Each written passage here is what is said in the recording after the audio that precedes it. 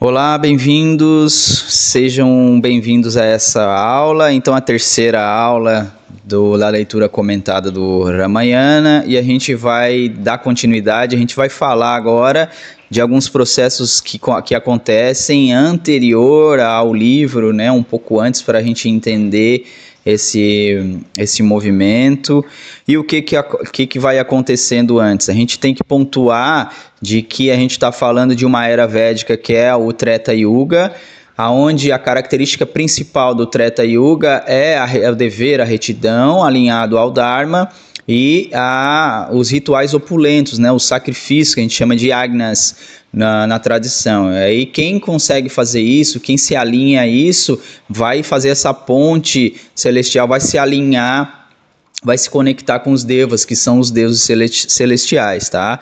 E o que acontece? Isso a gente está falando de 10 mil anos antes do começo da saga do Ramayana, de Rama, né?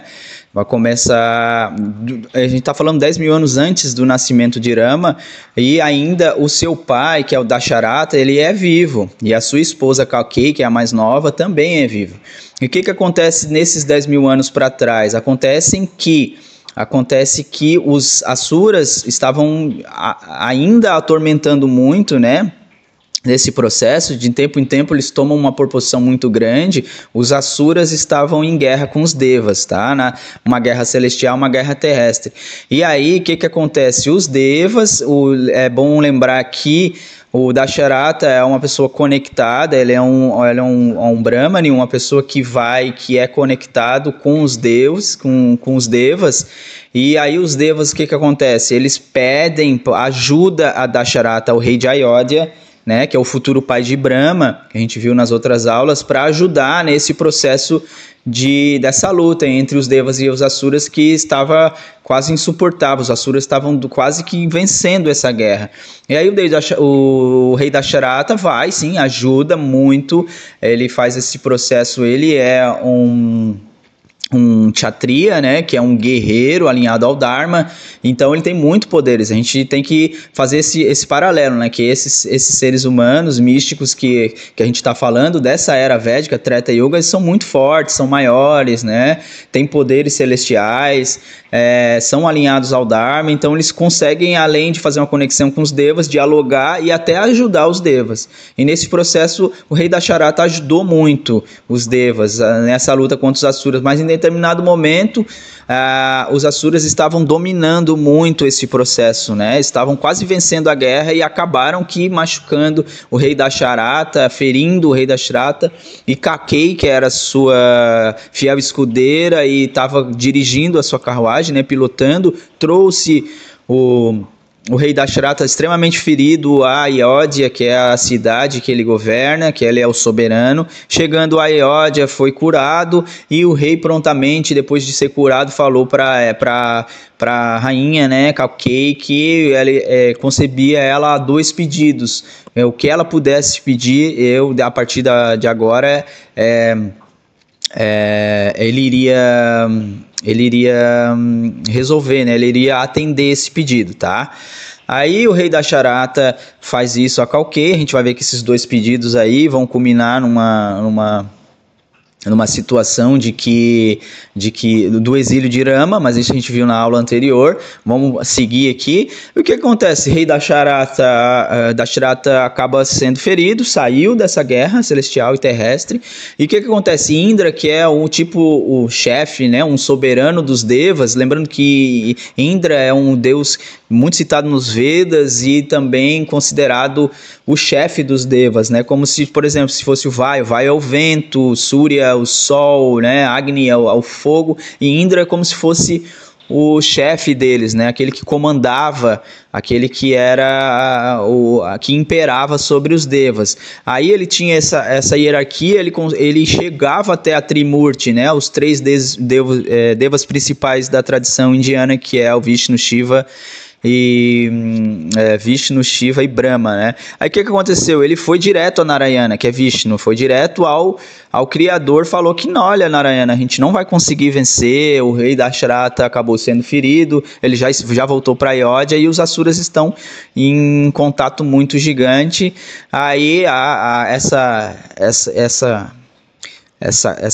aclamação, né? Essa aclamação, melhor dizendo, de Indra para Narayana, que é Vishnu, faz com que Narayana desça prontamente dos céus e vá e destruir todos os Asuras que ele via pela frente em um processo muito fulminante, né? Em 2 dias ele acaba com a raça dos Asuras -2.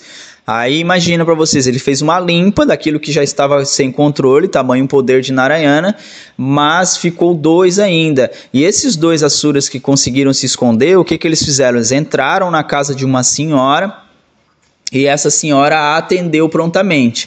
A gente tem que lembrar que na Índia esse princípio da hospitalidade, ele é um princípio inexorável. Se uma pessoa te atende na sua casa, se você chega pacificamente e a pessoa te atende, você é meio que obrigado a atender essa pessoa, né? Não vai deixar a pessoa dormir na rua. Isso a gente está falando do Treta Yuga, mas essa tradição ainda é perene na Índia, em algumas localidades. O que acontece nesse momento? Os Asuras, claro, eles são poderosos, né? Chegaram pacificamente, eles têm esse poder da ilusão. A senhora atendeu, eles entraram e Narayana, com certeza, farejou onde eles estavam, né? Só faltava 2. Ele precisava logo concluir a sua missão para voltar para o céu. Chegou na casa da senhora, a senhora atendeu ele. Imagina, falar com Deva, né? O rei Narayana, o Narayana entrou, não preciso matar aqueles 2 Asuras. Ele falou, não, eu atendi, eu cumpri a minha lei de ser hospitaleira, eles estão aqui e você não pode entrar. Você não pode entrar, mesmo eles sendo os Asuras e mesmo eu sabendo de todos os seus motivos para que você possa entrar e matar eles, mas na minha casa eu não vou permitir. E Narayana nesse momento quebra uma lei do Dharma. A gente falou na outra aula, né, que no final do Ramayana rola aquele processo que meio que joga um balde de água fria, né, na gente, o processo de Rama, exilar Sita, e nesse momento você observa a mesma coisa, que até os deuses são passíveis a erro, né, e Narayana, que é o rei dos Devas, ele cometeu um erro, ele quebrou a lei do Dharma, ele quebrou a lei divina, né, e entrou dentro da casa da senhora e acabou matando os 2 Devas e involuntariamente também matando a senhora. Vaishista, que é um sábio da floresta, um Aranyaka, que estava lá presente, observou, testemunhou esse processo e prontamente falou para Narayana, olha Narayana, eu observei que você tirou essa mulher, tirou a vida dessa mulher e descumpriu a lei do Dharma. Então, na próxima vez que você for voltar para a Terra, vai acontecer a mesma coisa com você, né? A sua esposa vai ser tirada de ti, assim como você tirou a esposa do marido dela. A gente não sabe se ela era esposa do sábio Vaishista ou uma esposa de outra pessoa, mas fica esse ponto aí, né? Narayana, que é o rei dos deuses, se curvou perante a um Brahmari, um sábio da floresta, aquele que sabia da lei, né, universal, e falou, e pacificamente abaixou a cabeça para o Brahmari e sabia que o erro dele ia ser cobrado mais para frente. Essa era a lei, e assim seguiu. E o que aconteceu? Passou-se mais 10 mil anos, né, nesse processo, e aí Kalkei precisava, não tinha ficado ainda grávida nesse processo, e o rei já estava preocupado, né, já estava muito preocupado com isso, e pede para que Vaishista vá lá aos céus conversar com os devas para que algo seja feito para que a sua esposa, que não era só a Kalkei, ainda tinha mais 2 agora, né? Porque nesse período de 10 mil anos, depois dessa guerra celestial, né, que Narayana participou, e o Dashrata também participou, o rei de Ayodhya, ainda sem herdeiros, pede para o seu mestre Vaishista, que tinha essa conexão com os devas, ir aos céus e pedir para que e a sua esposa fique grávida, uma das suas esposas fique grávida, e assim o faz, né? Mas nesse meio tempo, gente, nesses 10 mil anos, a gente viu na Batedura do Oceano de Leite, que é aquele conto védico que eu expliquei também em alguma aula aqui no YouTube, que os Asuras sempre vão estar vindo, mesmo Narayana fazendo aquela limpa 10 mil anos atrás, vai surgindo de tempo em tempo ali, ele usa a simbologia do eclipse, né, quando corta a cabeça de Haru, do Asura, o Asura fala, porque quem corta a cabeça, quem avisa a Vishnu, né, a Narayana, que era um Asura, era o Surya e o Chandra, que são deuses, né? O Sol e a Lua. E aí esse Asura, de tempo em tempo, a cabeça dele tapa o Sol e a Lua em forma de eclipse, e a escuridão vem à Terra. Esse é o simbolismo, né? Da batedura do Oceano de Leite. Então, desses 10 mil anos, embora Narayana tenha feito essa limpa, os Asuras continuam voltando, e dentre esses Asuras vem o rei dos Asuras, né, que é o Ravana. O Ravana é um Rakshasa, que é uma raça de Asuras que tem muito poderosos, guerreiros também, e que tem esse processo, que não necessariamente são pessoas maus, mas eles não sabem, não se alinham direito ao Dharma, eles fazem as coisas deliberadamente, assim, muito à vontade, e pelo seu poder que tem na mão. Isso representa muito, né, o nosso poder, porque o nosso poder, quando ele está desenfreadamente, acaba ferindo, acaba trazendo. Se a gente não sabe usar o nosso poder, a gente acaba fazendo isso de uma forma negativa. Isso que significa os Asuras, né, sem luz, né, sem Surya, sem sol. Então o Ravana tem 10 cabeças e 10 pares de braço, e durante esses 10 mil anos que vai acontecendo, e os Asuras continuam a crescer, ele fica fazendo os rituais opulentos, que são os yagnas, né? A gente chama dos sacrifícios, e durante esses 10 mil anos, cada mil ano ele cortava uma das suas cabeças. Aí chegando lá próximo ao 10 mil anos, ao 10º ano, ele ia cortar a última cabeça, fazendo todos os rituais. Então Brahma desceu ao céu e atendeu, né? Veio conversar com Ravana e perguntar o que ele queria, e Ravana prontamente falou para Rama: não, eu quero que você me conceda o poder de não ser, né, o poder de não ser morto nem por Deva, nem por deuses, ou seja, nem Brahma poderia matar Ravana, né?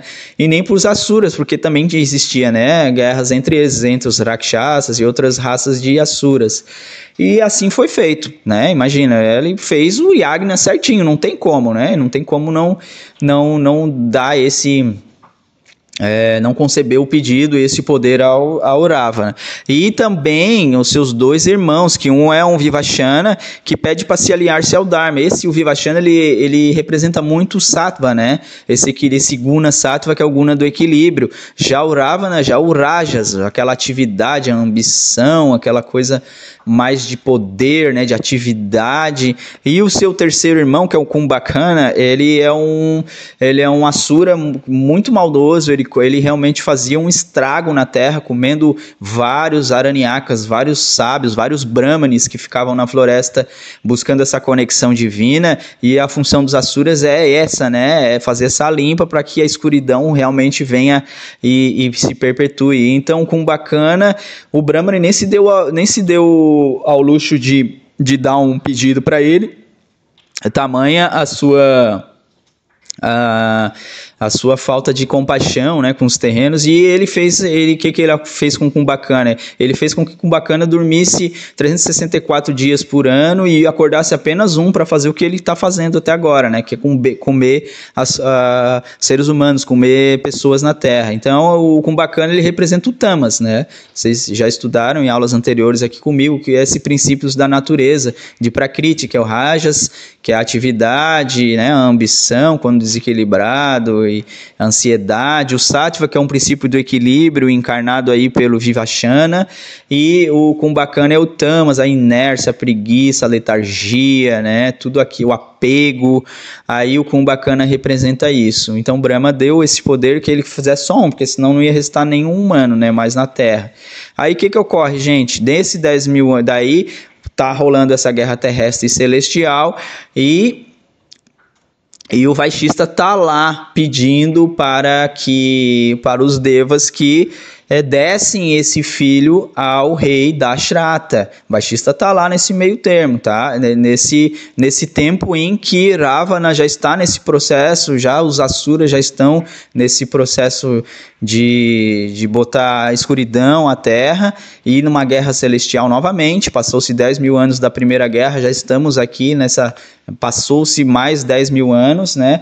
E Vashista chega lá para pedir esse poder, e aí ele vai ser prontamente atendido, né? O rei que ajudou, né, os Devas na última guerra, a guerra de 10 mil anos atrás.